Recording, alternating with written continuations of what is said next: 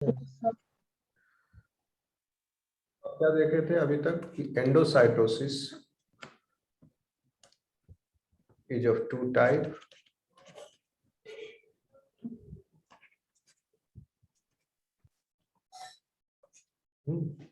Endocytosis is of two types.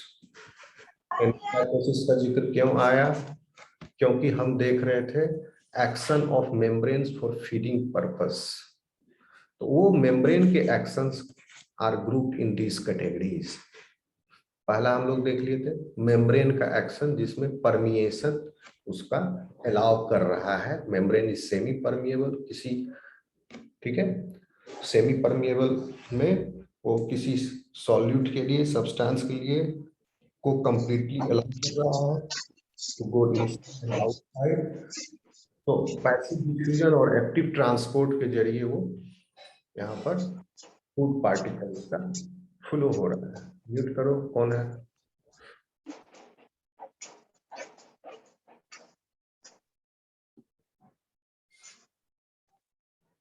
Mute नहीं करोगे मेरा 4-5 मिनट खराब होगा, आपका सारा क्लास का 5 मिनट खराब होगा, क्योंकि मुझे फिर ये विंडो क्लोज करके खोलना पड़ता है पार्टिसिपेंट लिस्ट, उसमें नाम देखना पड़ता है कौन मेरा बात सुन रहा है कौन मेरा बात नहीं सुन रहा है, क्योंकि मैं बार बार बोल रहा हूँ म्यूट करो. अभी भी बोल रहा हूँ म्यूट करो. जिसका माइक ऑन है वो इसका मतलब सुन नहीं रहा है, कहीं मोबाइल रख दिए हैं.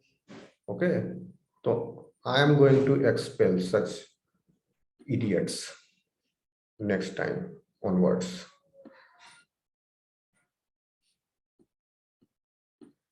फ्री का समझे, हम अपना तुम लोग के लिए जाके देखो दूसरा डिपार्टमेंट में,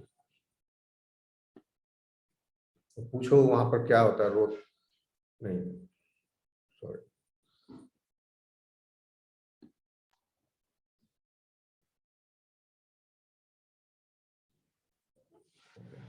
So phagocytosis, this is the process of engulfment. हम क्या बता रहे थे? एंडोसाइटोसिस जो है Types of endocytosis.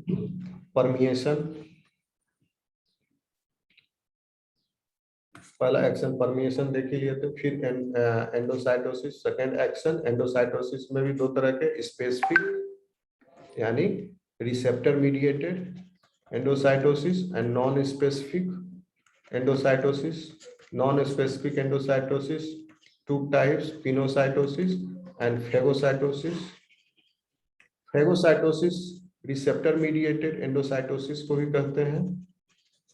ये भी phagocytosis होता है. When phagocytosis is receptor mediated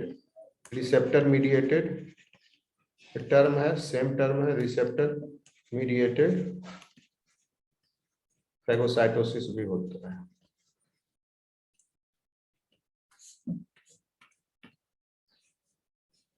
okay, सो इसी को रिसेप्टर मीडिएटेड एंडोसाइटोसिस भी कहते हैं. तो इससे आप कंफ्यूज नहीं करना. और नॉन स्पेसिफिक फैगोसाइटोसिस भी होता है, इसमें कोई रिसेप्टर इन्वॉल्व नहीं है. तो देखिए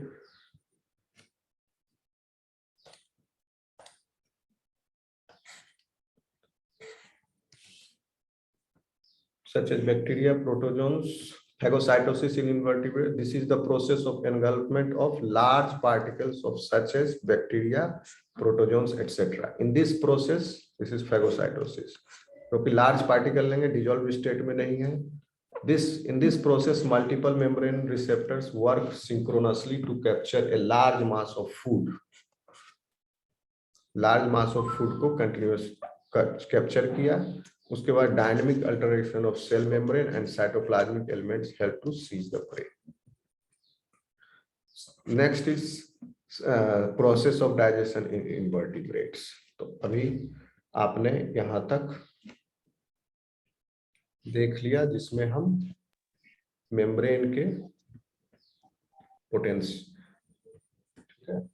यानी ए और बी, एंडोसाइटोसिस और परमिएशन, दो मैकेनिज्म है मेम्ब्रेन के. इन दोनों मैकेनिज्म से मेम्ब्रेन जो है intracellular intake, intracellular intake of food particles is taken place, and then digestion takes place. After that, digestion completes, digestion starts. ये तो intake हुआ.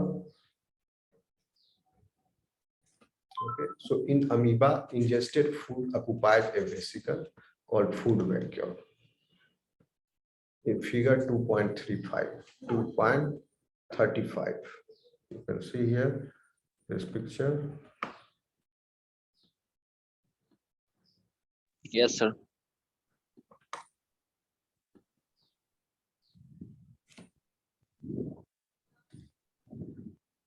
Engulfment, phagocytosis, food particle is inside, then this food vacuole is formed. This is basically food vesicle, which is called as food vacuole. When food vacuole fuses with lysosome, lysosome has enzymes. Then this after fusion with the lysosome, these enzymes are delivered in this chamber, and then digestion takes place. This is intracellular digestion. Digestion is taking place, and then digested materials are absorbed in the cytoplasm, and these components of this organic matter, when after the digestion or the breakdown, useful contents are taken up in the cytoplasm, and the leftover is discarded out by exocytosis. Okay, so this is your process of digestion in invertebrates, particularly amoeba. So in amoeba, what you are seeing is ingested food occupies a vesicle called food vacuole. In the protoplasm of this amoeba. Then food vacuole, this food vacuole जो है पहले इसमें fluid और solid और liquid दोनों है, fluid और food particles दोनों है. दिस फ्लूइड फूड वैक्यूल, क्योंकि जब ये पिंच ऑफ होगा और एक्वस मीडियम है, इसमें लार्ज पार्टिकल्स है अनडिजॉल्व स्टेट में. सो जब ये large particle will be taken inside, along with that some fluid will be also taken inside. तो इसमें fluid भी है और solid food particle भी है. At the beginning, this food vacuole decreases in size, क्योंकि जो water आया बाहर से, that will be taken up by the protoplasm. So decrease होगा साइज का because of the diffusion of fluid outwards into the cytoplasm or the protoplasm. इसके बाद decrease होने से क्या होगा, इसकी एसिडिटी बढ़ेगी फूड वैक्यूल की, और एसिडिटी बढ़ने से एसिडिटी बढ़ने से, या एसिडिटी बढ़ने का मतलब क्या होता है, एसिडिटी कहेंगे अगर हम इंक्रीज किया, that means pH is decreased. pH is decreased. अगर कहते हैं alkalinity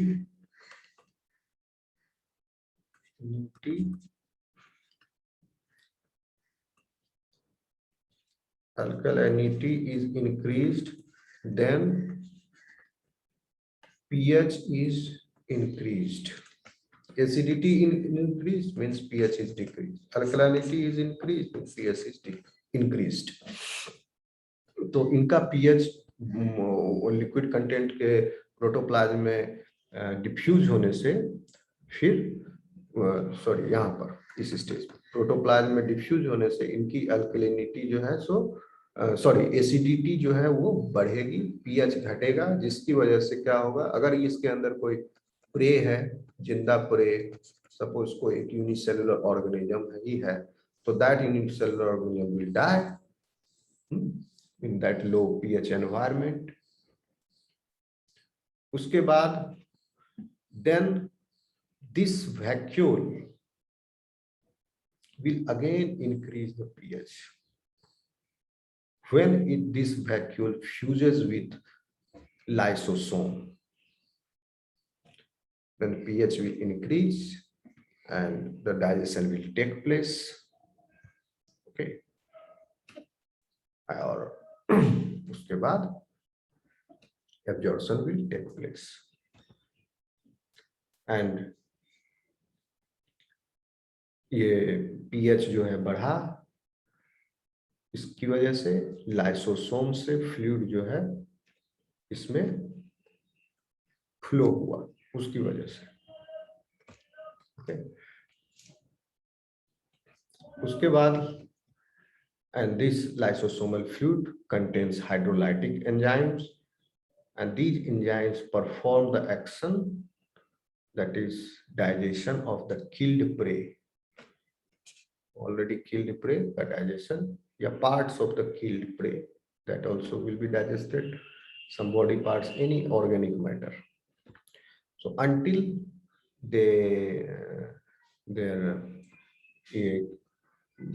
तब तक इसको डाइजेस्ट करते जाएगा ये enzyme, hydrolytic enzyme, until there remains only a small residue of undigestible food material, and that small residue of undigestible food material will be discarded out by exocytosis. Exocytosis is reverse of endocytosis.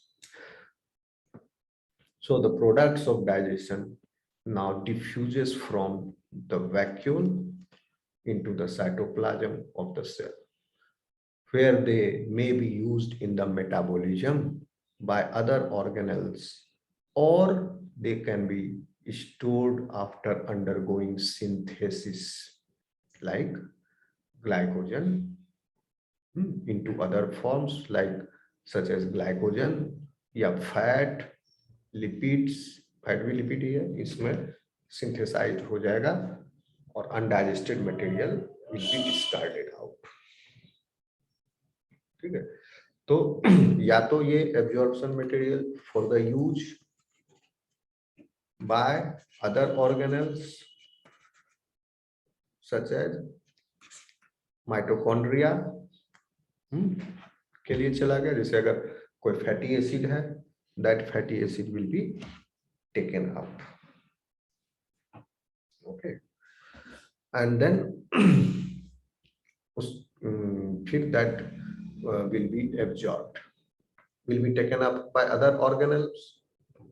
Mitochondria ले लिया for their beta oxidation, और जो बच गया, अगर मान लिया use से बच गया फैटी एसिड, तो that fatty acid will be stored in that vacuole itself or in some other vacuole, storage vacuole में ही होगा, या ग्लाइकोजन ग्रेन्यूल्स, ग्लूकोज में तब्दील हो गया, glucose will be absorb, carbohydrate digest हो गया ग्लूकोज में, ग्लूकोज विल बी एब्जॉर्ब, और ग्लूकोज जो है कंबाइन होकर के ग्लाइकोजन ग्रेन्यूल्स में तब्दील हो गया, and that glycogen granules is there in the cytoplasm.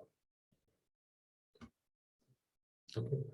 सो अब डाइजेस्टिव अनडाइजेस्टेड मटेरियल लास्ट में जो यूज का नहीं है, दैट इज डिस्कार्डेड. तो ये देखें आप अमीबा में क्या हो रहा है. अमीबा में what you are find, amoeba क्या हो गया, अभी तक जो पढ़ाए थे माइक्रोफेगस. अमीबा क्या है, माइक्रोफेगस, फूड पार्टिकल इनका छोटा है. और क्या है अमीबा, इसमें इंट्रासेलुलर डाइजेशन होता है,